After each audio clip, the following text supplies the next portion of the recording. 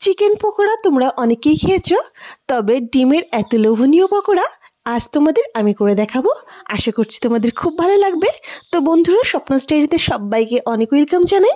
প্রথমেই আমি মিক্সিং জারে দুটো ডিম ফাটিয়ে নিয়েছি। তার মধ্যে দিয়ে দিলাম স্বাদ মতো লবণ, 1 চামচ লঙ্কার গুঁড়ি, হাফ চামচেরও একটু কম হলুদ গুঁড়ি আর 1 চিমটি গোলমরিচের গুঁড়ো। এবার মিক্সিং জারে সব কিছুকে বেশ ভালো করে মিশিয়ে নিলাম।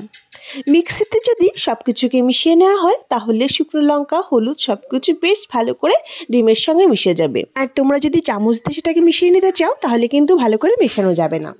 অন্য সাইডে একটা কাপ মেপে 1 কাপ বেসন নিয়ে নিয়েছি। তার মধ্যে দিয়ে দিলাম স্বাদ মতো লবণ, হলুদ, 1 চামচ শুকনো লঙ্কার গুঁড়ি আর 1 চিমটি গোলমরিচ। পরিমাণ মতো জল দিয়ে ভালো করে মিশিয়ে নেব। তোমরা যদি চাও এই টাইমে হাফ চামচ বেকিং পাউডার দিতে পারো। আস্তে আস্তে অল্প অল্প জল দিয়ে একটা ব্যাটার তৈরি করে নেব। দেখতেই পাচ্ছ বেশ খানিকটা ঘনত্ব রয়েছে, তাই এখানে আরেকটু জল যাবে। আরও সামান্য একটু জল দিয়ে দেব। গাঢ়ত্বটা কীরকম থাকবে অবশ্যই তোমরা দেখে নেবে। এতটা গাঢ় রাখা যাবে না, এর থেকে হালকা একটু পাতলা করতে হবে।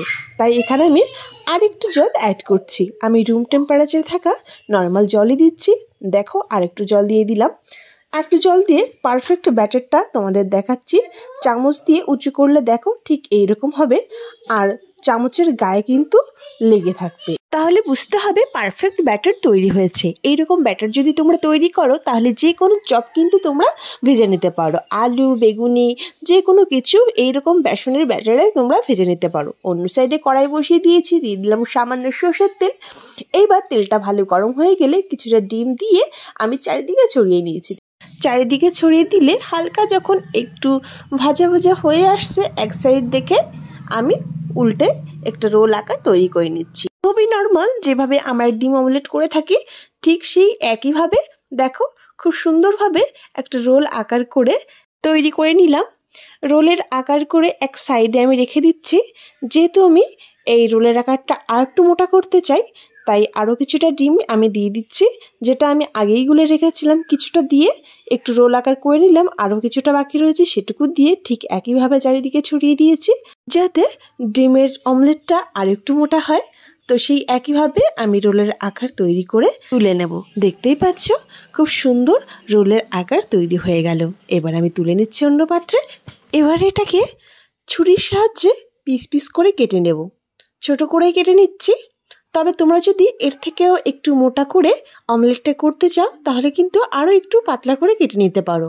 এতে পকোড়ার সাইজটাও ছোট বড় হবে। একটু মোটা হলে ডিমটাও বেশি থাকে, আর একটু ছোটও করা যায়, তো বেশ ভালোই হয়। তো দেখো আমি এরকম ছোট সাইজ করে পিস পিস করে ছুরি দিয়ে কেটে নিলাম। তবে তোমরা দেখতে পেলে কোনার সাইডটা কিন্তু একটু পাতলা হয়েছে, কারণ আমি কড়াইতে যেহেতু অমলেটটা করেছি।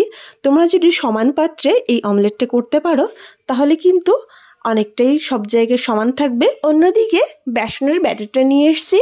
ব্যাটারে দিয়ে দিলাম 1 চিমটি বেকিং সোডা। তোমরা যদি চাও এখানে বেকিং পাউডারও দিতে পারো, তবে বেকিং পাউডার দিলে এর থেকে পরিমাণে একটু বেশি দিতে পারো। আর দিয়ে দিলাম লঙ্কার জন্য 2 পিস কাঁচা লঙ্কাকে কুচি করে। এখানে যেহেতু আমি একটু ঝাল ঝাল চাইছি তাই আর একটু লঙ্কা অ্যাড করে দিলাম। তবে তোমরা চাইলে নাও দিতে পারো, শুকনো লঙ্কার গুঁড়ি দিয়েও পুরো রেসিপিটি করে নিতে পারো। এবারে কি করলাম, সেই বেসনের মধ্যে ডিমের পিসগুলো দিয়ে দিলাম এবং বেসনে কোট করে তেলের উপর ছেড়ে দিলাম। তেলটা অবশ্যই আগে গরম করে নেবে একটু হাইতে, আর প্রথমে মিডিয়ামে রেখে পুরোটা ভেজে নেবে। যখন দেখবে একটু কালার ধরে গেছে তখন আঁচটাকে অবশ্যই কমিয়ে দেবে, আর উল্টে পাল্টে তেলটাকে উপরে ছড়িয়ে দিয়ে আমি ভেজে নিচ্ছি। এক এক করে ঠিক একইভাবে আমি সব পকোড়াগুলো তৈরি করে নিলাম।